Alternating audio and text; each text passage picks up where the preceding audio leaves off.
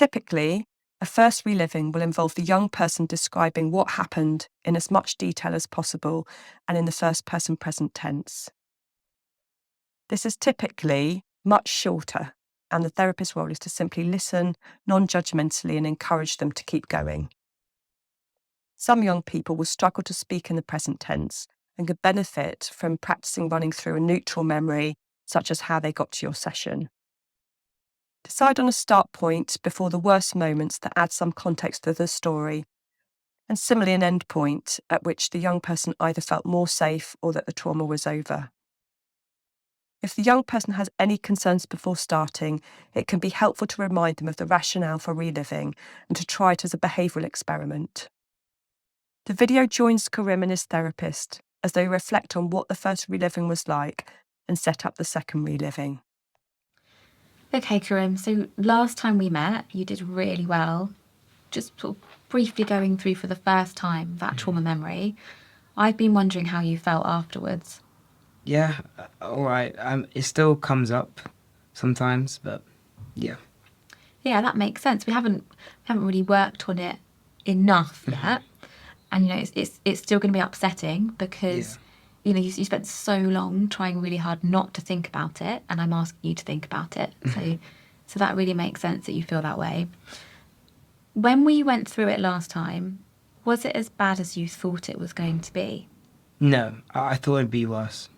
Okay, so I'd really like you to hold on to that because that is a bit of a pattern. So I'd say pretty much every young person I work with says that. Yeah. And we're going to do something similar today. Okay. But just remind me, why on earth am I asking you to think about something so horrible? Is this that wardrobe thing again? Go on, tell me what you mean. How you said that my brain, all the memories in the wrong space, if I keep pushing them away, it'll just come back out again. Just as if you're gonna push a bunch of clothes in the wardrobe, it'll spring back out. Yeah, absolutely. Yeah. I mean, yeah, just definitely. Like, the more you're pushing the memory away, the more it's going to pop out on you. Okay. And we need to take back control of it. We're going to do that by talking about it. That will help us to process it. Okay. Okay? Cool. So just as before, I'd like you to describe to me what's happening in the memory using the first person present tense. Okay. If you're comfortable to, it's good to close your eyes because it really helps you to kind of immerse yourself in the memory. But of course, it's hard to do something like that after you've had horrible experiences. So if you're not comfortable to close your eyes, just focus on a spot in front of you. Okay. Okay? Do you remember how to do talking in the first person present tense? You might have to remind me. Just Okay, right. So if I was to tell you what I did this morning using the first person present tense, I'm just going to close my eyes to help me. I am opening my eyes. I can hear my alarm going off. I feel really annoyed that it's the morning already. I want to sleep for longer. I stand up, press snooze on my alarm, get back into bed and rest for a bit longer. Does that make sense? yeah. Okay. Yeah. I might forget a bit, but yeah. Yeah, I mean, that's absolutely fine. And I'll kind of be there to prompt you to go back into that first person present tense. Okay. Another thing we do this time is we're going to talk in as much detail as possible about what happened, okay? So what I mean by that is, if you can, tell me your senses as we go through. So what you can see, hear, smell, taste, and feel. Okay. Okay? This is a lot to remember, but I'd also like you to try to tell me what you're thinking in the memory and what your emotion is. Okay. Yeah. Okay? Alright. That's a lot to remember, but don't worry, because this time, rather than me just encouraging you to keep going, I'm going to be here to prompt you a bit as well. So if you're slipping out of the first person present tense into the past, I'll guide you to go back into the first person present tense. And you might hear me coming in saying things like, what can you see around you? What are you thinking? Yeah. Okay. Does that make sense? Yeah. I'm also going to act a little bit like I've got an imaginary remote control.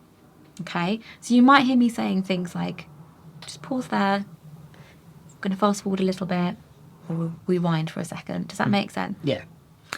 Do you have anything with you that we can use as a grounding object, a reminder of the here and now? I've got my phone, Brilliant. What's on your phone that we could use? the date, and a photo. When was that photo taken? Last weekend. Okay, good. So recent memory. If you feel yourself getting overwhelmed, have a look at that. We can pause and have a look at the photo on the phone. Okay. All right. One other thing I'm going to be doing is I'm going to monitor how upset you're feeling as we go through. So we'll still use that out of 10 rating of upset. Okay. And I'm wondering, before we get started, knowing we're about to do this, how upset are you feeling right now out of 10? Like a 5. Okay. So we know we need to feel a little bit upset, even just to begin with, because this is a really upsetting memory, isn't it? Yeah. If you want, we can pause, but it's going to be my job to always guide you back into going back to the memory, because otherwise we'll be doing more avoiding. Okay. Okay, I wouldn't be a very good therapist, so I was helping you to avoid. Okay. Do you remember that endpoint that we set? When Al leaves. Yes. So we'll definitely have that as a target to get to Okay. by the end of today, but it'll be my job to get us there. Okay, so it might be that I say, let's fast forward to the end. I'll ask you to then bring that moment to mind, and we'll make sure that we finish today with enough time to have visited your calm place image. Okay. Just so that you can sort of leave today feeling calmer. All right? Yeah. Have you got any questions or any concerns? How long will it take? So there's no fixed time. I'm going to be making sure we get to the end point so that we've got time to do the calm place image. And let's just see how we get on. Okay. All right? It is also important to check with the young person how they are getting home and what activities they have planned for the rest of the day. If they don't have anything planned, whilst in the session, help them to plan in a valued and soothing activity.